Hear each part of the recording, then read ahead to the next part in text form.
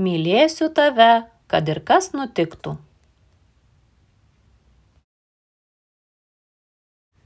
Mažyliui buvo liūdna ir nyku.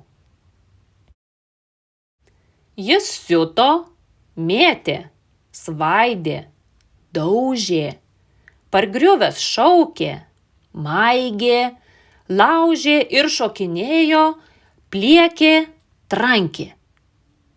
O varge, stvėrės už galvos mama, koks viesulas čia lankės? Į jos žodžius mažylis: aš piktas ir niūrus, nes nieks manęs nemyli. Mažyli, tarė jam mama, ir pikta, ir nepikta, mylėsiu visada tave, kad mums ir kas nutiktų. O jeigu būčiau aš lokys, vis vien mane mylėtum? Ar būčiau mielas tau, mamyt? Na žinoma, man ir lokiukas tiktum. Mylėsiu visada tave, kad mums ir kas nutiktų. O jei pavirsčiau vabalu staiga, vis vien mane mylėtum, ar apkabintumei mane? Na žinoma, ir vabaliukas tiktum. Mylėsiu visada tave, kad mums ir kas nutiktų. Kad mums ir kas nutiktų? Mažylis šypt ir šypsos.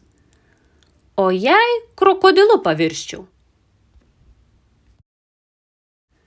Su meile švelniai apkabinčiau, lovytei rūpestingai apkamšyčiau, jam pažada mama. Ar meilė lūžta? Klausė jos mažylis. Ar irsta, susilanksto, dyla? Ar galima ją pataisyti, suklijuoti, susiūti, sudygsniuoti? Ak varge, tarė jam mama. Aš netokia protinga, žinau tik tiek, esi man reikalingas. O kasgi bus, kai mes numirsim, kai mūsų nebebus? Ar ir tada neišsiskirsim? Ar meilė nepražus? Mama pakėlus priglaudė mažylį, sužiuro jie į naktį tylią, mėnulis plaukė dangumi, už lango žvaigždės skaisčiai švietė. Mažyli, į žvaigždes pasižiūrėki, kaip sklinda jų skaisti šviesa, nors kai kurių jau nebėra.